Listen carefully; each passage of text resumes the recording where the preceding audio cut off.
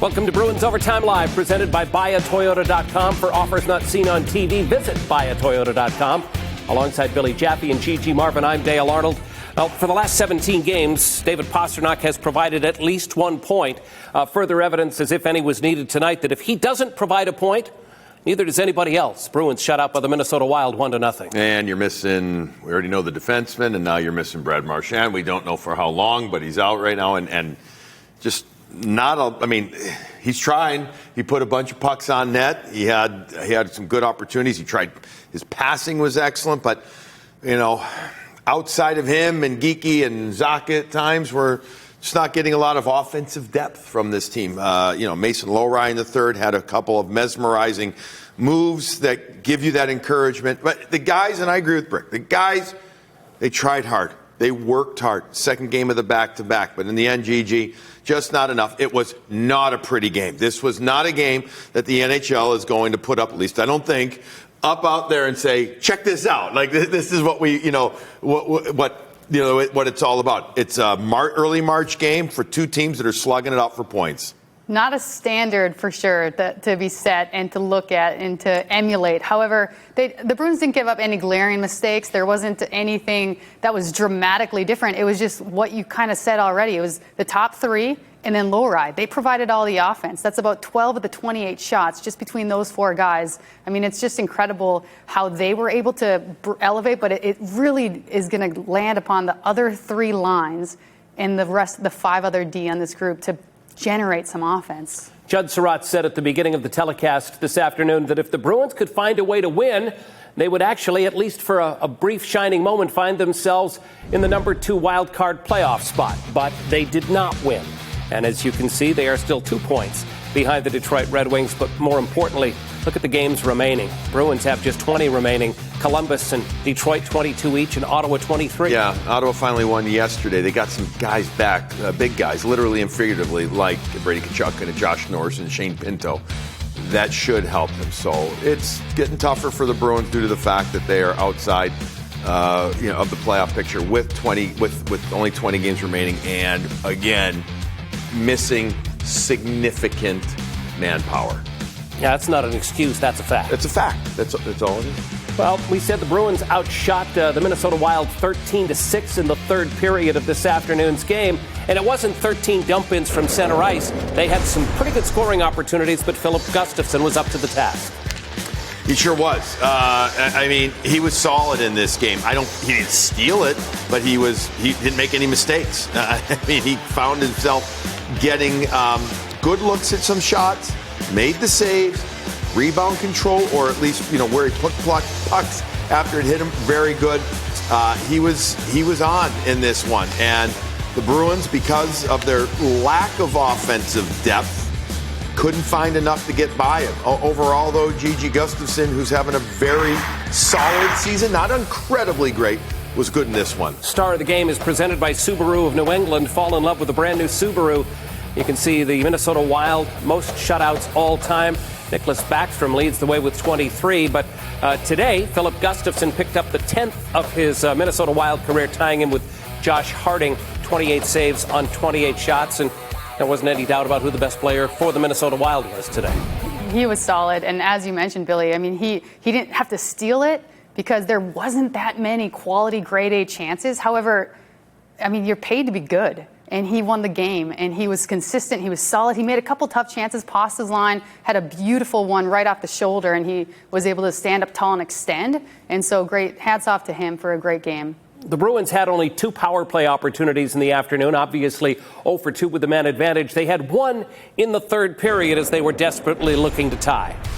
And they are doing an excellent job moving the puck and finding Pastrnak on that far right side where he's able to do so much damage and recover pucks. And so their ability, I love this play. Just set up and explode into the zone with Zacha, taking a nice shot off the top side of Gustavsson, and weren't able to capitalize. But again, the zone entries were good. Lowry carried it in. Pasta sprung Zacha for a good shot on net. And just their ability to move the puck, it seemed like they have a lot of confidence right now, and that's exactly what you want to see. Maybe a couple times miscue on some passes, not tape to tape. That's an example of one off Lowry's foot, but overall, it was a good push and a good ability to hopefully capitalize that they couldn't. I agree. No, listen, I mean, it's looking better for the talent that they have there. I mean, maybe if I'm splitting hairs, and as I like to say, I don't have any left to split, I'd love to have Pasta coming downhill, shoot, but his passing's been so great. But I think he about 4 times in this game tried to make an extra pass. So, maybe one time rifle it from there if you have that scene. But otherwise, to Gigi's point, it was good movement. Mason Lowry, as we discussed, you talked about after the second intermission or first, running the power play, looks to be, look, this has been a tough go lately. But the kid's getting a ton of ice time, a ton of important ice time, and he's showing that he can handle it, and he deserves it. And to your point, we talked earlier, he's your guy that you're going to, depending on what happens, come off season and stuff, but he'll absolutely be running one of the power plays for next year. Well, the only goal of the hockey game came 5 minutes into the second period, and it perhaps began on an icing call in which I think Morgan Geekie made a mental mistake here that led to the icing call. It did begin on this, if only because the puck comes in here. Now, Geekie's got a race, keep going. I'll keep saying it's not a race to the dot. It's a race to the puck, and the linesman makes the decision by the dot. Geekie just coastal. Tie is going to go to the defensive team. Now, that should have been a penalty. A Spurgeon slapped the stick out of the hands of Morgan Geekie. But you keep playing, and then this ends up being the goal as Frederick Gaudreau gets to the front of the net with a beautiful screen on Swayman.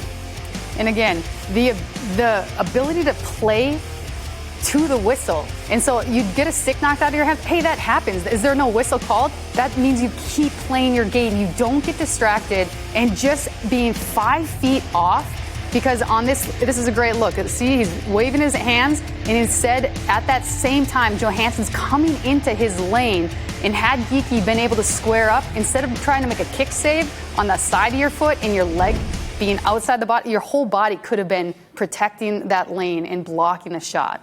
Of course, Brad Marchand out of today's game after suffering an upper body injury in the win yesterday in Pittsburgh. So the story of the game for the Bruins was David Pasternak's 17-game point-scoring streak, the longest for a Chechen-born player in NHL history, and that streak came to an end here today. It wasn't for lack of effort. I mean, holy smokes, the guy played 25-18. He had 9 shots total attempted. 5 of them reached the net.